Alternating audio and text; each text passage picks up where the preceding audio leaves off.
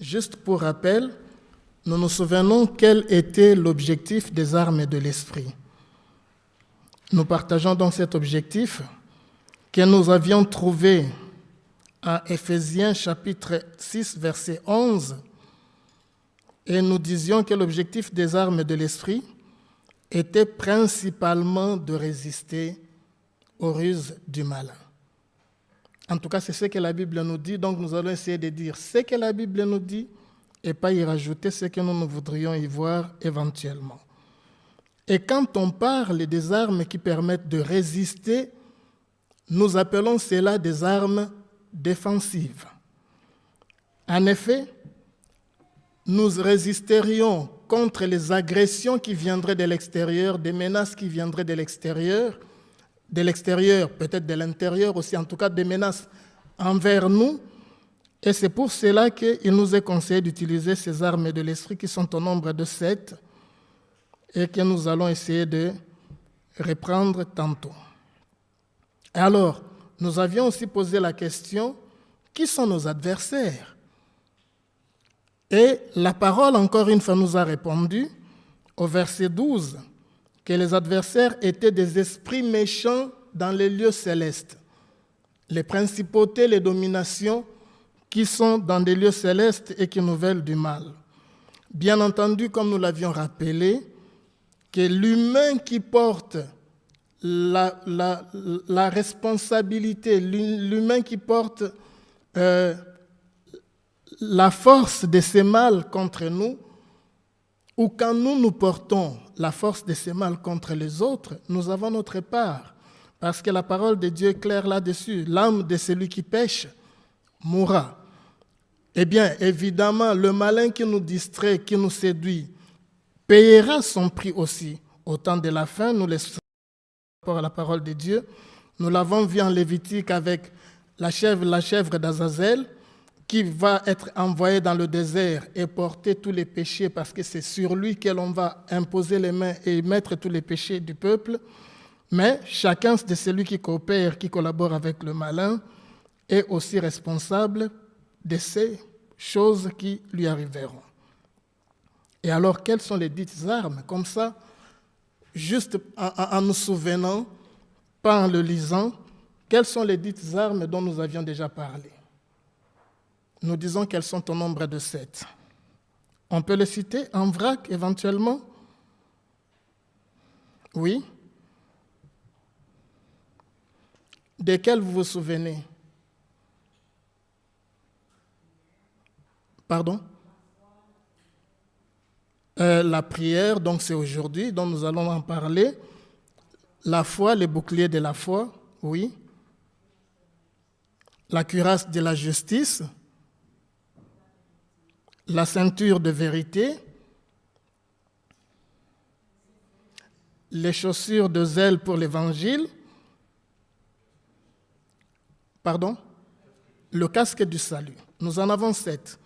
Et donc aujourd'hui, nous allons étudier les 2 dernières qui se trouvent dans Éphésiens chapitre 6, verset 17b, jusqu'au verset 20. On nous dit ceci. Prenez aussi l'épée de l'esprit, qui est la parole de Dieu. Faites en tout temps par l'esprit toutes sortes de prières et de supplications. Veillez à cela avec une entière persévérance et priez pour tous les saints. Alors, la question que je me pose, la prière est-elle une arme ou pas? Elle est arme. Alors, si nous revenons sur les soldats romains, nous voyons le casque, nous voyons la cuirasse, nous voyons la ceinture, nous voyons les boucliers, nous voyons l'épée, nous voyons les chaussures. Où se trouve la prière?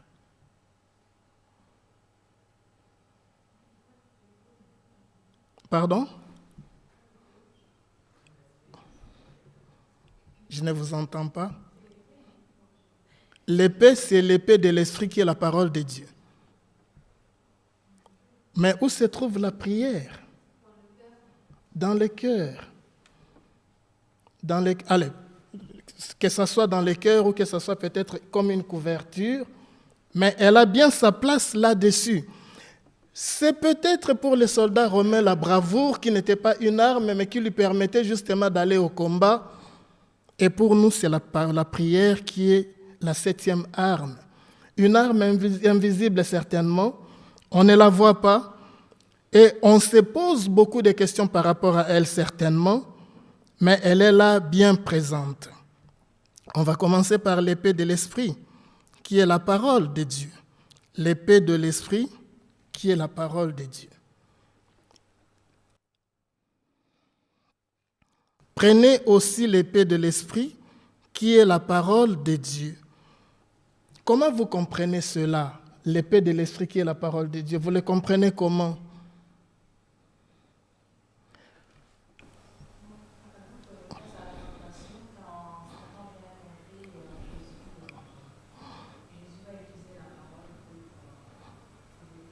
Oui.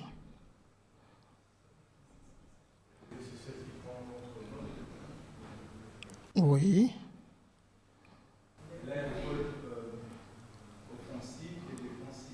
C'est une épée, en effet, elle a un rôle offensif, mais aussi défensif. Alors, quand est-ce qu'elle a le rôle offensif? Comment est-ce qu'elle peut avoir un rôle offensif?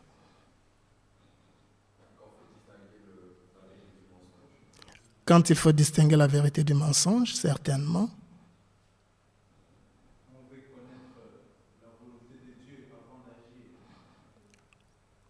C'est la prière.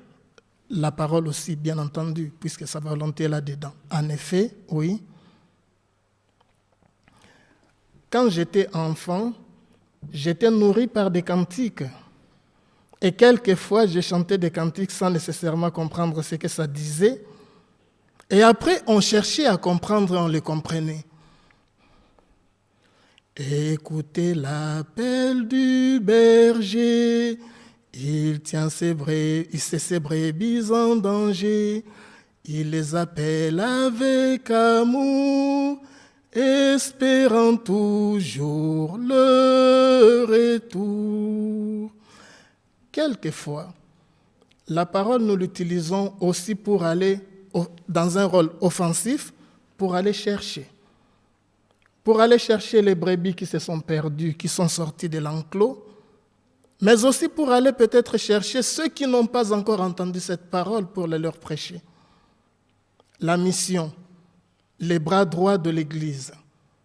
Car l'Église, le core business au premier plan, c'est la mission, c'est l'évangélisation. Alors, nous avons pu comprendre l'évangélisation de plusieurs façons qui peuvent être des façons peut-être malheureuses. Ainsi, par exemple, les croisés sont partis de l'Europe pour aller évangéliser la terre promise, la terre sainte. Et ils ont détruit beaucoup de choses sur leur passage et ils ont détruit beaucoup de choses à Jérusalem. Ils sont partis non pas comme des croisés de l'esprit, mais ils sont partis avec des armes dans leur bagage et ils ont fait la guerre en tuant tous ceux qui ne participaient pas à la même foi qu'eux. L'Inquisition, nous avons vu comment l'Inquisition a fait, en Europe principalement, lors du Moyen-Âge. On attrapait des gens qui ne pensaient pas nécessairement comme la doctrine officielle et on les brûlait au bûcher. Donc, ce rôle offensif peut être quelque chose que nous avons mal utilisé quelquefois dans l'histoire. Mais c'est un rôle qui est important. Ce n'est pas parce que nous l'avons mal utilisé que nous ne devrions pas apprendre à bien l'utiliser. Aujourd'hui, par exemple, dans beaucoup de pays européens, on n'accepte pas ce qu'on appelle le prosélytisme. Parce que le prosélytisme signifie quelque part briser la paix sociale, la paix religieuse. Le prosélytisme signifie pour quelqu'un, pour un évangélisateur, un évangéliste, d'aller vers ceux qui ne croient pas comme lui et leur enseigner de sorte à ce qu'ils quittent là où ils sont éventuellement pour rejoindre l'autre camp.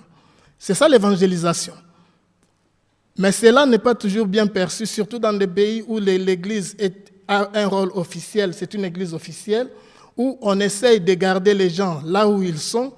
Par exemple, au Maroc, qui est un pays musulman, il y a d'autres foi qui cohabitent. On peut être chrétien au Maroc, on peut être juif au Maroc, sans que l'on soit attaqué par rapport à cette foi. Mais on n'a pas le droit d'évangéliser, de faire du prosélytisme. Parce que si tu fais de l'évangélisation envers les musulmans pour qu'ils deviennent des chrétiens, eh bien, ça c'est un crime, un délit, en tout cas tous les moins. On ne peut pas évangéliser. Dans certains pays musulmans, comme l'Algérie par exemple, nous n'avons pas nécessairement des fédérations visibles, nous avons ce qu'on appelle des territoires attachés, soit à des fédérations européennes, soit à la conférence générale, parce que souvent ce sont des églises dans l'ombre, des églises qui ne veulent pas être visibles, parce que quand elles sont visibles, elles peuvent subir des choses, des vexations de leurs cohabitants, des personnes qui vivent avec eux. Le rôle offensif, c'est un rôle qu'il faut utiliser avec beaucoup de sagesse, avec beaucoup d'amour, avec beaucoup de patience, avec la prière de Dieu. Mais la parole a aussi un rôle donc défensif, et qui est le rôle premier, c'est-à-dire quand Jésus est attaqué par le diable dans la tentation dans le désert, il va utiliser l'épée de la parole, car il est écrit que l'homme ne vivra pas de pain seulement, car il est écrit que tu ne tenteras pas l'Éternel ton Dieu. Il utilise la parole et la parole à ce moment-là prend toute sa force, c'est-à-dire la défense, résister contre les agressions qui nous viennent du malin. La parole est une nourriture. La parole est une nourriture et ce n'est pas Jésus qui nous l'apprend. Jésus cite une parole de l'Ancien Testament qui nous rappelle que la parole est une nourriture. L'homme ne vit pas de pain seulement. On le cite dans Deutéronome où on dit que Dieu a donné au peuple juif, enfin au peuple d'Israël dans le désert, la manne pour leur montrer que l'homme ne vivra pas de pain seulement, mais de toute parole qui sort de la bouche de l'Éternel. La parole est une nourriture et elle est capable de nous remplir. Et c'est pour cela que quelquefois, quand nous faisons des jeûnes, nous nous rappelons que nous n'avons pas resté, retenus par la pesanteur vers le sol, mais que nous pouvons nous élever vers les espaces spirituels avec la force de Dieu qu'il nous accorde. La parole de Dieu est éternelle. La parole de Dieu est éternelle. On a cru que Jésus, en venant, abolissait la loi et que tout ce qui était écrit avant lui ne valait plus rien. C'est Jésus qui va déclarer au chapitre 5 de Matthieu, verset 19, « Ne croyez pas que je sois, 17 à 19, ne croyez pas que je sois venu pour abolir la loi ou les prophètes. Je suis venu non pour abolir, mais pour accomplir. » C'est-à-dire pour amener cette parole à sa compréhension la meilleure, parce qu'avec moi, tout ce qui a été annoncé dans l'Ancien Testament s'accomplit. Car je vous l'ai dit en vérité, tant que le ciel et la terre ne passeront point, il ne disparaîtra pas de la loi un seul iota ou un seul trait de lettre, jusqu'à ce que tout soit arrivé. Celui donc qui supprimera l'un de ses plus petits commandements et qui enseignera aux hommes à faire de même sera appelé le plus petit dans le royaume des cieux. Mais celui qui les observera sera appelé grand dans le royaume des cieux. La parole de Dieu est permanente. Elle ne change pas au gré des interprétations, au gré des compréhensions ou au gré des humeurs. Ainsi, quand Dieu a parlé, il a parlé avec la perfection qui lui sied, et donc cette parole tient jusqu'à la fin. Un exemple, le 4e commandement, le commandement du sabbat. Dieu a parlé dans le jardin d'Éden quand il créait, en disant, après ceci, c'est fut le 6e jour, et Dieu se reposa au 7e jour qu'il avait créé, et il le bénit, et il le sanctifia. Et cette parole qui a été prononcée dans le jardin d'Éden vaudra encore pour l'éternité, vaudra encore pour le repos de Dieu dans lequel nous devons entrer. C'est quelque chose qui nous a été donné comme un cadeau depuis le commencement et qui perdurera jusqu'à la fin. La parole de Dieu, c'est la parole de Jésus, bien entendu. Nous avons ce texte qui nous dit en Apocalypse 1, verset 16, il avait l'homme qui apparaît à Jean, avait dans sa main dans sa main droite 7 étoiles, et de sa bouche sortait une épée aiguë à 2 tranchants. Et son visage était comme le soleil lorsqu'il brille dans sa force. De sa bouche sortait une épée aiguë. Et on se rend compte que de la bouche de quiconque peut sortir une épée, soit pour la vie, soit pour la mort. Par exemple, Jacques nous parle de la langue. Il nous dit que la langue est un instrument que l'homme n'a pas su dompter. Nous avons dompté des éléphants, nous avons dompté des tigres. Je voyais quelqu'un qui jouait avec son tigre comme ça, en mettant sa tête à l'intérieur de sa gueule. Évidemment, ça n'arrivera jamais à moi. Ça, c'est clair. Alors, je voyais un autre qui partait au safari. Ils étaient dans des voitures de... Alors, est-ce que vous savez qu'en principe, les voitures de safari n'ont pas de fermeture? Ils n'ont pas de vitres. C'est des voitures qui sont ouvertes. Alors, ils sont arrivés quelque part. Un lion est monté dans la voiture et il a commencé à embrasser les gens qui étaient assis là-dedans. Et on se rend compte que nous avons pu dompter toutes ces bêtes sauvages. L'homme a dompté même des animaux de marins, des dauphins, des baleines. Mais l'homme n'a pas dompté la parole, la langue, elle est indomptable. Et donc cette langue, cette épée qui se trouve dans notre bouche, peut être une épée soit pour la vie, soit pour la mort. Et l'épée de Dieu, l'épée qui se trouve dans la bouche de Jésus en Apocalypse 1, verset 16, c'est une épée aiguë à double tranchant, mais pour servir la volonté de Dieu. Apocalypse 1, verset 16. Apocalypse 2, verset 12. Apocalypse 2, verset 12. Écrit à l'ange de l'église de Pergame, voici ce que dit, celui qui a l'épée aiguë à 2 tranchants. C'est magnifique de voir que la Bible souvent joue ce rôle d'intégration. Je veux dire que la Bible est intégrée. Quand on trouve quelque part une parole, on va être sûr qu'on la trouvera ailleurs et ça fait boucle.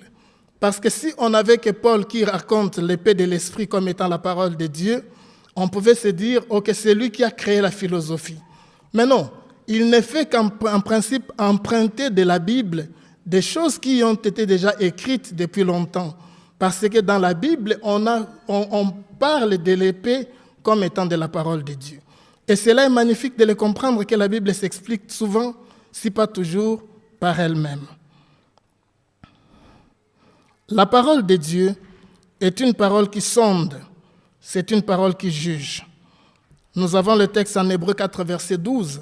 « Car la parole de Dieu est vivante. » Quand j'étais à l'université au pays, j'avais les cours de philosophie africaine et on nous parlait de la parole en disant « la parole est force ». Mais nous savons que cela n'est pas que de la philosophie africaine. Nous savons que dans la parole de Dieu, dans la Bible, la parole est force. Au commencement était la parole, et la parole était avec Dieu, et la parole était Dieu. Et par elle, tout a été créé. Si nous recommençons dans Genèse, au commencement, Dieu créa les cieux et la terre, puis Dieu dit, et la chose se fit. La parole est force, la parole est puissante. C'est pour cela qu'on ne parle pas légèrement de certaines choses. Vous vous souvenez de Jacob, son père Isaac, quand il bénit Jacob, c'est-à-dire quand il parle, quand il dit des choses, et que Ésaü revient après pour chercher sa bénédiction. Qu'est-ce que son père lui dit? J'ai déjà parlé. Tes bénédictions, ce sont ton frère qui les a reçues. Bénédiction, bénédicere, dire du bien. Mais est-ce qu'on ne peut pas se permettre de dire autant de bien à n'importe qui, autant de fois qu'on le veut? Eh bien, les hommes de Dieu savent que la parole doit être intègre, parce que la parole est créatrice. Quand on dit des choses positives sur quelqu'un, on les conditionne à la positivité. Quand on dit des choses négatives sur quelqu'un, on les conditionne à la négativité. Quand on a l'habitude de dire aux enfants qu'ils ne sont pas intelligents, qu'ils rateront leur vie, que quelquefois il y a des familles où on dit « Oui, tu es aussi idiot que ton papa ». Par exemple, des choses comme ça. On est en train de conditionner l'enfant et lui faire croire qu'en réalité, il est ce que les autres disent de lui qu'il est. Ainsi donc, nous devons faire très attention avec la parole. Parce que la parole est force, la parole est puissance, la parole est créatrice. Créatrice de bien ou créatrice du mal.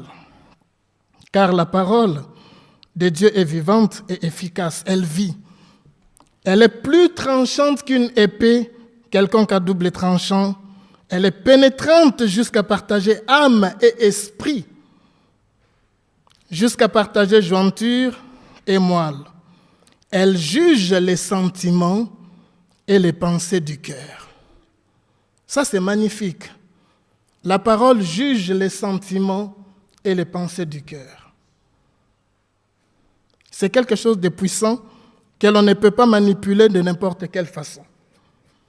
Et c'est d'ailleurs pour cela que dans la Bible, il est écrit que tout le monde ne se mette pas à enseigner.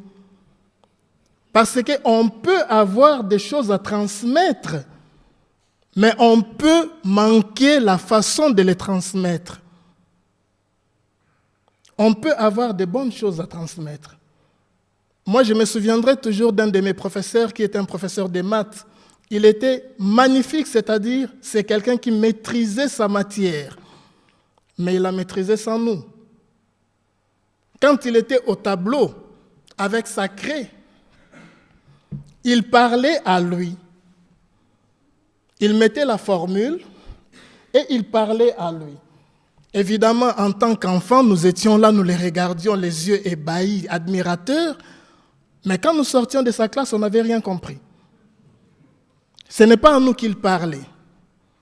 Il était content de montrer sa science. Et il en avait. Personne ne le lui disputait. Mais il ne savait pas comment communiquer aux autres l'amour de ce qu'il avait. Et j'ai eu la grâce d'avoir un grand frère qui était un grand pédagogue. Alors, je rentrais à la maison avec mon cours de maths, je disais, mon frère qui faisait les maths me posait des questions, je lui disais, je n'ai rien compris. Alors, il s'asseyait. Malheureusement, il fumait et la cigarette l'a emporté.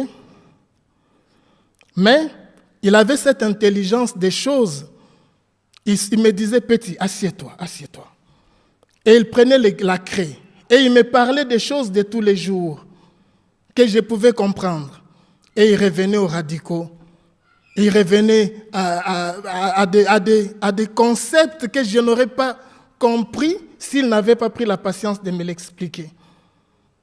La même parole, quelqu'un qui l'avait ne savait pas me l'expliquer et quelqu'un d'autre qui l'avait savait l'expliquer. Tout le monde ne peut pas expliquer de la même façon les choses qui sont des perles pourtant et qui méritent d'être connues. C'est pour ça que l'on doit apprendre avec Dieu pour pouvoir partager cette parole qui est une belle parole que le monde a besoin d'entendre. Ne croyez pas que je sois venu, nous l'avons déjà lu, ne croyez pas que je sois venu apporter la paix sur la terre. Voyez-vous, cette parole qui est comme une épée tranchante qui sépare moi les jointures. Jésus nous dit, croyez-vous que je sois venu apporter la paix sur la terre? Et pourtant, nous savons que Jésus est le roi de la paix, le prince de la paix. Nous disons et nous le savons et nous croyons que Jésus est le prince de la paix. Mais posons-nous une question. Jésus cherchait-il la paix à tout, n'importe quel prix? Coûte que coûte. Jésus déclare, ne croyez pas que je sois venu apporter la paix sur la terre. Oh, je ne suis pas venu apporter la paix, mais je suis venu apporter l'épée. Car je suis venu mettre la division entre l'homme et son père. entre la fille et sa mère, entre la belle-fille et sa belle-mère. Jésus est en train de nous dire ici, celui qui ne sait pas porter son fardeau pour me suivre, ne saura pas me suivre. Jésus est en train de nous dire ici, celui qui ne saura pas mettre à la valeur nécessaire la parole de Dieu telle qu'elle est, et ne saura pas se séparer de ses parents quand ses parents l'invitent, le poussent, l'influencent vers le mal, s'il ne sait pas prendre position par rapport à la parole de Dieu, il n'est pas digne de moi. Je suis venu apporter la division et pas la paix. Parce qu'aujourd'hui, la Bible nous dit, Matthieu 24, que dans les derniers jours, les gens seront mauvais, les enfants seront traîtres par rapport à leurs parents, les gens perdront l'amour et auront la démangeaison de ce qui plaît à leur cœur, à leurs oreilles. C'est-à-dire, et c'est naturel, nous aimerons entendre ce qui nous fait plaisir. Pardon. Vous savez que dans les entreprises, on parle de la diversité, de l'inclusion. On a remarqué des études depuis déjà longtemps qu'un comité de direction qui n'est composé que des hommes de la même couleur, de la même race, de la même culture, est un comité pauvre. Parce que tous ces hommes qui sont là et qui s'apprécient par rapport à ce qu'ils aiment faire, ne peuvent que se conseiller de la même façon par rapport à leur vision limitée du monde. Mettez quelques femmes dans un comité où il y a des hommes, que ce soit la parité ou en tout cas que ce soit une présence, et les choses changent. Parce que la vision sera différente. Introduisez-y quelques enfants, quelques jeunes, qui viendront avec une autre vision différente encore. Et pourtant, toutes ces personnes nous obligent à sortir de notre zone de confort. Parce qu'elles nous poussent à réfléchir autrement que ce que nous réfléchissons.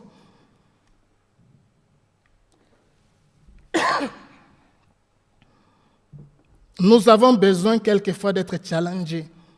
Et c'est en ça que la parole de Dieu peut créer la division. Où je dois être capable de dire, ceci n'est pas bien. Imaginez que vous êtes à l'école et que tu as des amis qui sont des harceleurs d'autres enfants. Généralement, qu'est-ce que l'on fait? Puisqu'on aime ses amis, quand les amis font des bêtises, on sourit. On n'ose pas les challenger. À la rigueur, on est en train de les applaudir. Alors que par l'éducation que nous avons reçue, dans le cœur, tu es contre ce qu'ils sont en train de faire, mais tu ne sais pas les leur dire. Eh bien, imaginez ces mêmes amis avec des amis qui comprennent que l'amitié n'est pas le fait de couvrir des bêtises, mais c'est le fait d'aider mon ami à devenir meilleur que ce qu'il est. Et qu'on lui apporte une autre parole qui est contraire à celle à laquelle il a toujours eu accès jusque-là. Je le bouscule, mais je lui fais du bien. Parce que ma parole peut l'aider à recevoir le salut. La parole, la Bible nous dit qu'elle est faite pour des hommes matures, des personnes matures. Parce que la parole n'est pas toujours facile à intégrer. La parole peut être très difficile. Vous vous souvenez de Jésus quand il parle à ses disciples? Ou plutôt les disciples posent la question à Jésus. Maître, dis-nous. Moïse a permis de donner une lettre de répudiation quand on ne veut plus de sa femme. Et Jésus va leur dire quoi? Va leur dire, si Moïse vous a permis de répudier vos femmes, c'est parce que quoi? À cause de la dureté de votre cœur. Et les disciples essaient un peu de négocier. Oui, mais si ça ne va vraiment plus. Et Jésus leur rappelle, ne souvenez-vous pas qu'au début, il était écrit, l'homme quittera son père et sa mère, s'attachera à sa femme, deviendront. Ils étaient deux, ils deviennent un. Comment voulez-vous séparer encore ce qui est désormais uni? Et les apôtres, qu'est-ce qu'il a? Est perturbante. Ce n'est pas du lait. C'est en Hébreux 5:11 que l'on nous rappelle que la parole pour des hommes faits n'est pas du lait spirituel. Le lait spirituel, c'est ce qu'on donne à nos enfants quand ils ont 1 an, 2 ans, 3 ans. Après, on doit leur apprendre à faire des choix, à poser des choix de vie, à choisir le bien contre le mal, à arrêter de voir des amis qui sont malsains pour eux, toxiques, et de choisir des amis qui les portent vers l'excellence et vers l'amélioration, à savoir prendre position pour le bien, à oser prendre position pour le bien. Alors, vous êtes dans un métro, vous êtes tous assis, et il y a un jeune homme qui commence à harceler une jeune fille qui est toute seule. Vous êtes là, qu'est-ce que vous faites? Alors, il y a plusieurs choses que vous allez vous dire dans la tête. Attention, je ne sais pas, peut-être qu'il a une arme. Si je m'interpose, je ne sais pas, peut-être qu'ils se connaissent. Et on va faire quoi? On va laisser faire. Cela s'est fait dans des quartiers, dans des villes. Tu es à la fenêtre chez toi, tu vois dehors qu'on est en train de harceler, d'agresser quelqu'un et personne n'intervient. Parce qu'on a perdu ce contact avec les autres. Et c'est vrai que si tu interviens, tu te mets en danger. La parole est perturbante. Nous avons beaucoup à dire là-dessus, dit-il, et des choses difficiles à expliquer parce que vous êtes devenus lents à comprendre. Vous, en effet, qui depuis longtemps devriez être des maîtres, vous avez encore besoin qu'on vous enseigne les premiers rudiments des oracles de Dieu. Vous en êtes venus à avoir besoin de lait et non d'une nourriture spirituelle solide. Nous pouvons perdre notre temps sur YouTube à écouter des évangélistes qui nous promettent monts et merveilles, en nous affirmant que si tu es en Dieu, tout te réussira. Tu seras dans l'abondance. Et la réalité n'est pas toujours celle-là. Parce que nous ne voulons pas prendre le temps de lire la Bible qui nous enseigne réellement les vraies choses. Et quand nous entendons sur YouTube, on nous dit, oui, tu seras béni, tu seras dans l'abondance, et tous tes ennemis seront détruits. De quel côté nous nous plaçons? Des ennemis qui seront détruits ou de ceux qui seront dans l'abondance? Facile. Nous nous plaçons toujours du bon côté, parce que c'est contre nous que tous les autres sont. Du lait spirituel, qui ne fait plaisir qu'à nos oreilles et qui ne nous aide pas à grandir. Or, quiconque qui en est au lait n'a pas l'expérience. Or, quiconque qui en est au lait n'a pas l'expérience de la parole de justice, car il est un enfant. Car il est un enfant. Je me souviens quand mon père devait nous enseigner par rapport au sabbat. Alors lui, on va dire qu'il s'en sortait bien parce qu'il avait le sabbat au travail. Il n'allait pas au travail, il avait son sabbat libre. Il a été béni en ça, ça c'est vrai. Mais il se disait, il était directeur du personnel à cette époque-là, moi j'ai le sabbat libre, mais je fais travailler mes collègues. Et alors il s'est lancé un défi, un combat de remplacer, de changer, de modifier la culture de l'entreprise. Et c'était une entreprise très importante. Une régie des voies aériennes. C'est-à-dire, elle doit être tous les jours ouverte parce que les avions décollent et atterrissent à tout moment. Et il a porté le projet à la direction et ils ont eu le sabbat libre pour tout le monde. Alors il me disait, ce n'est pas facile parce que moi je l'ai. Mais il y a des personnes qui ne l'ont pas, c'est-à-dire qui n'ont pas le choix, la possibilité de pouvoir adorer en ces jours. Savez-vous combien de nos jeunes étudiants ont des conflits dans la tête par rapport à passer des examens le jour du sabbat? Ce n'est pas évident. La parole est très dure parce qu'elle nous oblige à des choix. Elle nous oblige à faire notre coming out. Tu veux te la couler douce, être caché, personne ne me connaît, je suis chrétien, oui, j'ai pris. Pas faire des vagues. Et quand tu commences à demander le sabbat libre à l'école, tu commences à faire de vagues. On commence à t'en vouloir. Des professeurs qui te disent, tu crois que c'est ton Dieu qui va te permettre de réussir.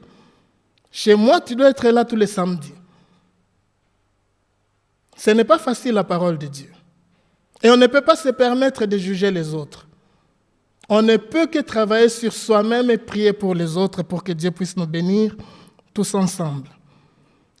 Mais la nourriture solide est pour les hommes faits, pour ceux dont le jugement est exercé, par l'usage à discerner ce qui est bien et ce qui est mal. À l'école du sabbat, tantôt, il a été posé la question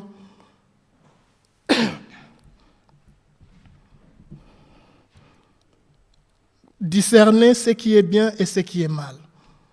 Comment est-ce qu'on peut savoir que la parole de Dieu est parole de Dieu quand il dit « Mes brebis connaissent ma voix et l'entendent quand je parle ».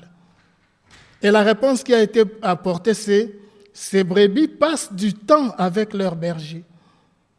Sinon, elles ne connaîtront pas sa voix. » Passer du temps avec le berger pour apprendre à discerner ce qui est bien et ce qui est mal. Ainsi, on se rend compte que même quand on est dans une compagnie, dans la compagnie de ses amis, et on déconne, on se laisse aller, il y a toujours un point où on n'arrive pas à passer outre, parce que notre conscience, pour autant qu'elle a été nourrie par la parole de Dieu, nous rappelle que ça, Fragonard, tu ne peux pas le faire. Ce n'est pas pour toi. Je peux sortir avec des amis, des collègues, vous allez quelque part, tous ces qu'on sort, ils achètent de la boisson alcoolisée, ils commencent à boire, et tu te dis, ça c'est pas pour moi, mais je suis avec eux. Les team building, tous ces qu'on sort, je les passe avec eux. Et là, tu en profites pour dire, je ne bois pas d'alcool. Ah bon, tiens. Et les autres commencent à s'intéresser. Déjà, dans un premier temps, tu es celui qui les fauteurs de troubles. Je me souviens d'un collègue qui me disait toujours en disant, il ne faut pas inviter Fragonard à une fête, il va juste abîmer la fête. Et moi, je leur dis, au contraire, je sais fêter sans les effluves de l'alcool dans la tête. Je sais déconner, je sais m'amuser sans que je perde la conscience de qui je suis. Ce n'est pas facile, la parole de Dieu. La parole de Dieu, c'est la parole de Jésus. Mais la parole de Dieu, c'est Jésus. Jean 1, verset 1. Au commencement était la parole, et la parole était avec Dieu, et la parole était Dieu. Matthieu 26, verset 26. Pendant qu'il mangeait, Jésus prit du pain, et après avoir rendu grâce, il le rompit et le donna aux disciples en disant quoi? Prenez, mangez, ceci est mon corps. Ceci est mon corps. La parole de Dieu, c'est Jésus. On ne dira pas beaucoup plus d'autres choses parce que c'est vrai que nous avons étudié les boucliers de la foi et nous avons parlé de la parole. La ceinture de vérité, nous avons parlé de la parole. Et donc aujourd'hui, nous sommes en train de clôturer avec cette 6e arme qui est la parole de Dieu et comment l'utiliser. L'utiliser avec sagesse, avec la présence de Dieu. Parce qu'on peut l'utiliser mal et faire du mal à quelqu'un. Ainsi, par exemple, on peut utiliser la parole de Dieu comme un fouet contre les autres. Tu vois quelqu'un, je ne sais pas, qui est en train de manger du jambon et tu dis, tu sais, la parole déclare que c'est un animal impur. Tu tombes toujours à des mauvais moments pour culpabiliser les autres. Ça ne marche pas nécessairement bien quand on l'utilise comme cela. Parce que les retours, peut-être que les autres commencent à nous regarder vivre et à vouloir nous appliquer la même sanction que nous leur appliquons. Ainsi, moi, je serai là en disant, tu sais, ça c'est un péché, c'est mauvais. Fragonard, comment est-ce que tu vas à l'église le sabbat? Déjà, si je viens à pied, je casse la loi du sabbat parce que vous savez qu'il ne faisait pas 1000 pas. Il ne dépassait pas 1000 pas. Donc, en venant à pied plus de 1000 pas, puisque j'habite à Etterbeek, je suis contre la loi du sabbat. Je vais éviter ça. Je viens avec la voiture. Mais la voiture, c'est un moteur à combustion. Qu'est-ce qu'il est écrit? Tu n'allumeras pas de feu le jour du sabbat. C'est aussi clair et net, tellement clair et net que des juifs fondamentalistes ont fait quoi? On fait que chez eux, ils ont installé des capteurs de présence, de sorte que le vendredi soir, ce n'est pas lui qui appuie sur l'interrupteur. Les capteurs allument la lumière pour que lui ne puisse pas allumer la lumière. Ils ont trouvé des voies pour contourner la chose. Alors, ok, je ne prends pas la voiture, je vais prendre le tram. Tu ne travailleras pas le jour du sabbat, ni toi, ni ton serviteur, ni ta servante, ni l'animal. Si moi j'utilise la parole de Dieu contre les autres peuvent l'utiliser contre moi aussi. Et nous n'en sortons pas. La parole n'a pas été faite pour être utilisée contre les autres. Elle est faite pour m'aider à grandir dans la foi et dans l'esprit avec mon Dieu. Bien sûr, je peux la donner en conseil aux autres, mais pas l'utiliser comme un fouet, parce que cela ne marche pas nécessairement. Vous savez, quand on commence à critiquer l'autre se met en position de défense et cherche à contre-attaquer.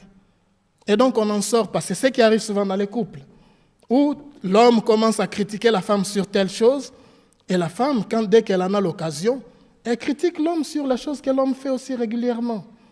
Et cela ne facilite pas la communication. La parole de Dieu, c'est une épée dont il faut savoir se servir avec sagesse et avec prière. La prière.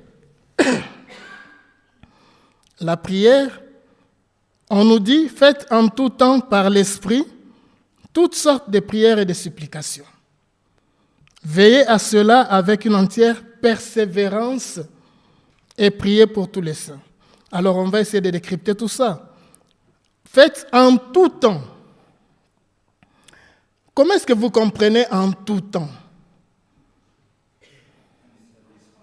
Pardon?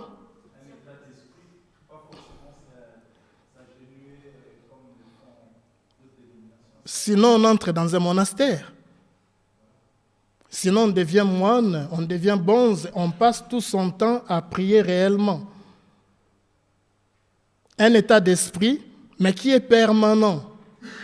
Quand on est au travail et qu'on est en train de faire sa comptabilité, on est en prière avec Dieu par rapport à certaines situations. Par l'Esprit, Jean chapitre 4. Nous adorons celui que nous connaissons, nous les Juifs, car la parole a été donnée aux Juifs. Vous les Samaritains, vous adorez ce que vous ne connaissez pas. Mais il viendra un temps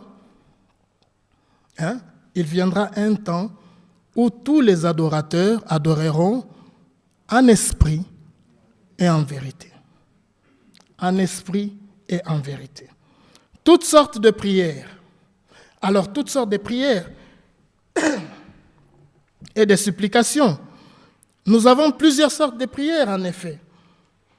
Nous avons des prières pour soi, parce qu'on a besoin de prier pour soi, bien entendu. Daniel passait chaque jour 3 fois, il était en train de prier. Et il y a des personnes qui prient 5 fois. Toutes sortes de prières. On prie pour soi, déjà pour se remettre entre les mains de Dieu, afin que nous puissions être aptes à être utilisés comme vaisseaux de Dieu par rapport à sa volonté. Mais nous pouvons aussi prier pour les nôtres, c'est-à-dire pour nos familles, pour nos parents, pour nos enfants. Prier, prier et prier. Alors, nous pouvons croire que la prière n'a pas d'incidence, ne provoque rien comme conséquence. La prière de Dieu, dans le livre de Daniel, l'ange dit à Daniel, pendant que tu étais en train de prier,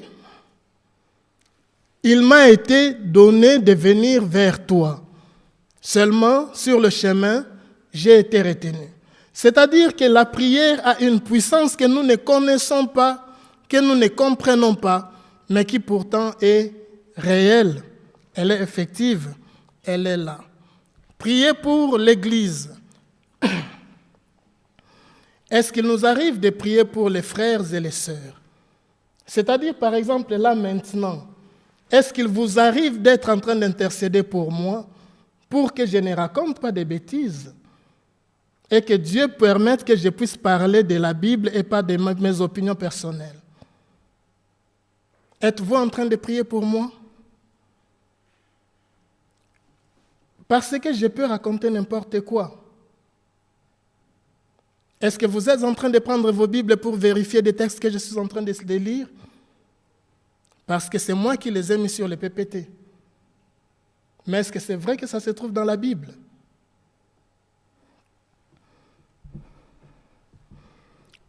Priez pour le ministère, le vôtre.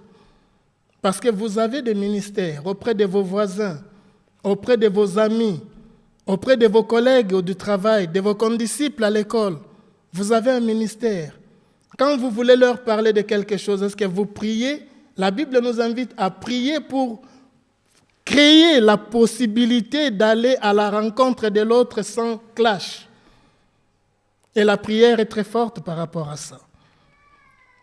La prière pour les autres, la prière pour les non-croyants, la prière pour les malades. Nous allons prier tantôt pour nos malades, dont Emilienne qui a fait la demande express. La prière pour les dirigeants de l'Église, afin que Dieu vous donne des dirigeants probes, des dirigeants intègres, des dirigeants droits, et qu'il vous libère des dirigeants qui ne veulent pas marcher sur son chemin. C'est la volonté de Dieu qui doit s'appliquer et pas la volonté des dirigeants, pas ma volonté éventuellement. Des dirigeants politiques, les présidents de la République, les premiers ministres, les ministres, tous ceux-là qu'on saurait que nous pouvons passer du temps à prier pour eux. Parce que si nous bénéficions de la paix dans un pays, nous avons besoin que ceux qui nous dirigent aient la tendance à créer la paix et qu'ils ne soient pas des vents en guerre. Pour nos dirigeants professionnels au bureau, nous pouvons avoir beaucoup de soucis avec nos managers, nos patrons au bureau. Mais la parole de Dieu nous invite à prier aussi pour eux, pour que Dieu leur parle et qu'il leur joue, quand ils ont un joug contre nous, puisse être léger et qu'il ne soit pas lourd sur notre tête. La prière en jeûnant. Vous vous souvenez, les disciples disaient à Jésus, on a prié, mais on n'a pas pu délivrer la personne. Jésus leur dit, ce genre d'esprit n'est pas que par la prière et par le jeûne. Avons-nous l'habitude de jeûner? Alors quand je dis l'habitude, je ne dis pas nécessairement tout le temps. Est-ce que nous donnons quelquefois du temps pour le jeûne? Une fois ici, une fois là, ou participer à des jeûnes que l'Église mondiale organise. Parce que le jeûne, au-delà du fait qu'il a une puissance que nous ne connaissons pas, parce que nous sommes trop cartésiens, il a aussi une possibilité sur le plan physiologique. Vous savez qu'il y a beaucoup de médecins, il y a certains médecins qui utilisent le jeûne que l'on appelle le jeûne thérapeutique. Et donc c'est quelque chose qui peut nous faire du bien physiquement aussi. Prière en communauté. Prière en communauté. Nous allons lire le texte que nous connaissons très bien, 2 Chroniques 7, verset 14. Prière en communauté. Si mon peuple, c'est-à-dire quand l'Église organise des semaines de prière, est-ce que je viens participer avec l'Église pour prier en communauté en tant que peuple? Si mon peuple sur qui est invoqué mon nom s'humilie, s'il prie et qu'il cherche ma face, et qu'il se détourne de ses mauvaises voies, voyez-vous, la prière n'est pas seulement une prière, mais elle est aussi action. C'est-à-dire, quand je prie, je dois me mettre dans la position justement de la prière, dans la disposition de la prière. Prenons par exemple, je prie pour arrêter de fumer. Je dois m'assurer que je n'ai pas gardé des paquets de cigarettes quelque part cachés dans des tiroirs à la maison. Je veux prier pour arrêter de boire l'alcool. Je dois essayer de ne pas avoir gardé une petite bouteille de Porto quelque part dans ma cave. Je dois créer les conditions de la prière que je suis en train de faire avec mon Dieu. S'il se détourne de ces mauvaises voies, mon peuple tout entier en tant que communauté, je l'exaucerai des cieux, je lui pardonnerai son péché et je guérirai son pays. Nous avons terminé aujourd'hui l'étude des armes de l'esprit et nous nous rendons compte que n'importe qui peut étudier la parole de Dieu. Mais ce n'est pas pour ça qu'on devient disciple. Parce que la parole de Dieu, sans la puissance qui la porte, n'est que de littérature. Je peux lire la Bible pendant toute l'année. Ça reste qu'une lecture. Ça ne me transformera peut-être pas. Prendre la prière comme une magie et ne pas se soucier de la parole de la vérité, c'est une perte de temps. C'est Jésus qui est Dieu samaritain, pas moi. Vous priez beaucoup, parce que la femme lui disait, tu vois cette montagne sur laquelle nous prions. Jésus dit, oui, vous priez même beaucoup. Mais vous priez qui? Vous priez qui? Vous priez ce que vous ne connaissez pas. On peut prier sans savoir on prie qui. Et c'est pour cela que la parole et la prière doivent marcher ensemble. Pour que ma prière soit adressée vers les dieux des cieux et pas adressée à quelqu'un que je ne connais pas. Que Dieu nous bénisse à comprendre combien il veut travailler avec nous. Il veut nous sauver. Il veut nous aider. Il nous appelle à nous repentir. Il nous appelle à éviter le choc avec sa parole, le choc avec son épée. Parce que quand nous ne prenons pas son épée pour le bien, son épée est une épée flamboyante qui peut nous détruire. Et nous n'avons pas besoin d'être détruits. Nous avons besoin que Dieu nous sauve. Jean chapitre 3, versets 16 à 17. Car Dieu a tant aimé le monde qu'il a donné son Fils unique, afin que quiconque croit en lui ne périsse point, mais qu'il ait la vie éternelle. Car Dieu n'a pas envoyé son Fils dans le monde pour le condamner, mais pour le sauver. Dieu veut nous sauver encore une fois aujourd'hui. Que Dieu vous bénisse au nom de Jésus. Amen.